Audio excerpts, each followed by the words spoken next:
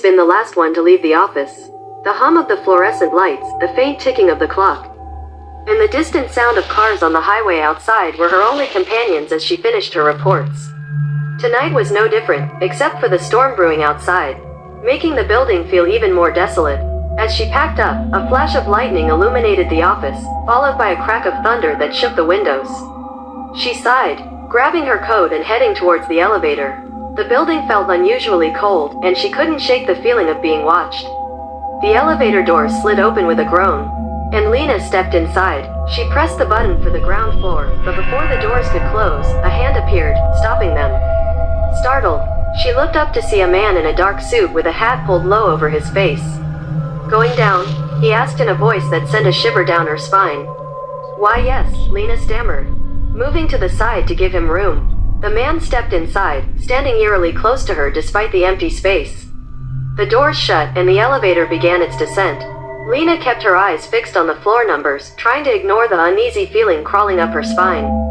The air grew colder and the lights in the elevator flickered.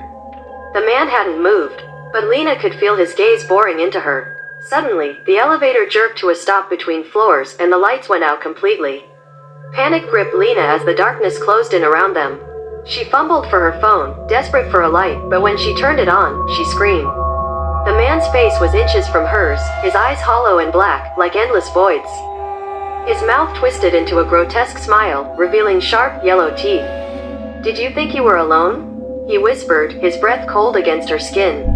Lena backed into the corner, her heart pounding. The man stepped closer, his form seeming to shift and distort in the darkness. His voice grew deeper, more guttural. "You've been watched every night, Lena. I've been waiting for this moment." With a loud clang, the elevator started moving again, the lights flickering back on. The man was gone, as if he had never been there. The doors slid open on the ground floor, and Lena stumbled out, gasping for breath. She looked around the empty lobby, her mind racing. Was it just her imagination?